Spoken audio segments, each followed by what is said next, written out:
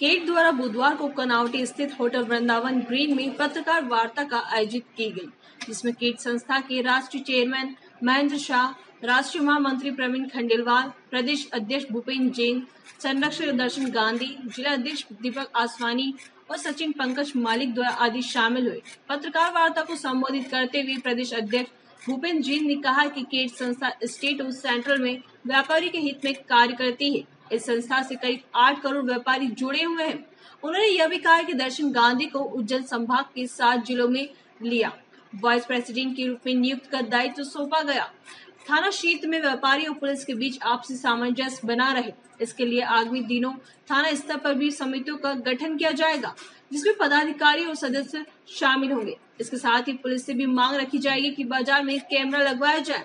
प्रदेश अध्यक्ष ने यह भी कहा है कि व्यापारी जो सामान बेचते हैं उनके पास आगे से माल आता है। व्यापारी मिलावट नहीं करते हैं और यदि करते हैं तो उनके खिलाफ कार्रवाई की जाएगी, लेकिन जिला अधिकारियों द्वारा मिलावट की कार्रवाई के नाम पर व्यापारी को परेशान किया जाता है। व्यापारी के साथ संस्था द्वारा अन्याय नहीं होने दिया जाएगा, इसका पुरजोर विरोध किया जाएगा।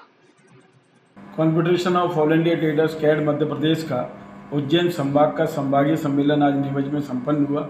7 जिलों के व्यापारी, हमारे राष्ट्रीय पदाधिकारी, प्रदेश पदाधिकारी सभी इसमें सम्मिलित हुए।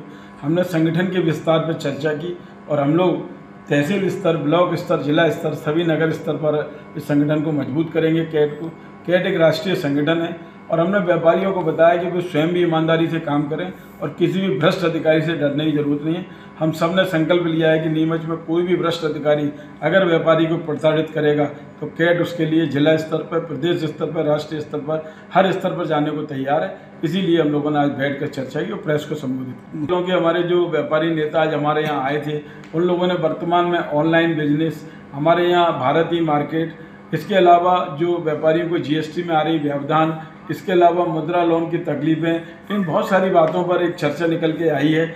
और विशेषकर खाद्य जो फूड प्रोसेसिंग को लेके, खाद्य सुरक्षा को लेके जिस तरह से व्यापारियों को प्रताड़ित किया जाता है, उस पर बात निकल के आई है। हम शीघ्र ही मध्य प्रदेश के माननीय मुख्यमंत्री जी के समक्ष ये बात रखेंगे कि हमारा व्यापारी अगर ईमानदारी से काम कर रहा है तो खाद्य सुरक्षा के नाम पर भयभीत ना किया जाए, डर का माहौल पैदा ना किया जाए, रासुका लगाने की धमकी ना दी जाए, उसको 420 लगाने की धमकी ना दी जाए।